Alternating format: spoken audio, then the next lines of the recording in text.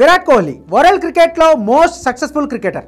Sachin Tendulkar retirement తర్వాత team India face ఐకాన్గా Kohli మారిపోయాడు. Cricket దేవుడు రికార్డులను బద్దలు కొడుతూ సాగిపోతున్నాడు.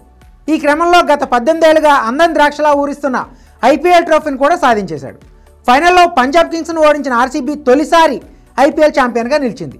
దీంతో కోహ్లీ ఖాతాలో ఐపీఎల్ ట్రోఫీ కూడా చేరింది. కోహ్లీ తన కెరీర్లో ఇప్పటివరకు ఒక వన్డే ప్రపంచ cup, ICC champions trophy, T20 ప్రపంచ కప్ను సొంతం చేసుకున్నాడు. 2027లో జరిగే వన్డే ప్రపంచ కప్ను కూడా మరోసారి గెలిచే అవకాశం ఉంది. అయితే ఒక ట్రోఫీని మాత్రం కోహ్లీ ఇప్పటివరకు గెలవలేకపోయాడు. 2019లో ప్రవేశపెట్టిన ఐసీసీ వరల్డ్ టెస్ట్ ఛాంపియన్స్ ట్రోఫీని కోహ్లీ సొంతం చేసుకోలేకపోయాడు. 2 సార్లు భారత్ ఫైనల్ చేరినప్పటికీ 2 సార్లు భారత్ ఓడిపోయి రన్నర్అప్గా నిలిచింది. దీంతో భవిష్యత్తులో కూడా ఈ ట్రోఫీని కోహ్లీ సొంతం చేసుకునే అవకాశం లేదు. ఎందుకంటే కోహ్లీ టెస్టులకు రిటైర్మెంట్ ఇచ్చేశాడు కాబట్టి. 2024లో టీ20 ప్రపంచ కప్ నెగ్గిన వెంటనే కోహ్లీ అంతర్జాతీయ టీ20 నుంచి తప్పుకున్నాడు. ఇక టెస్టుల్లో పేలవ ఫామ్ కారణంగా గత నెలల్లో సుదీర్ఘ ఫార్మేట్ కూడా వీడ్కోలు పలికి అందరినీ ఆశ్చర్యపరిచాడు.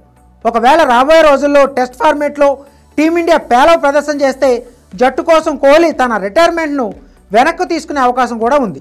2023 వన్డే ప్రపంచ కప్ కోసం వన్డేలకు రిటైర్మెంట్ ప్రకటించిన ఇంగ్లాండ్ క్రికెటర్ బెన్ స్టోక్స్ తన రిటైర్మెంట్ను వెనక్కి తీసుకున్నాడు. ఒకవేళ టెస్టుల్లో టీమిండియా పేలవ ప్రదర్శన చేస్తే కోహ్లీ కూడా మళ్ళీ టెస్టుల్లో రీ ఎంట్రీ ఇచ్చే అవకాశం ఉంది. ప్రస్తుతం కోహ్లీకి 35 ఏళ్ళు.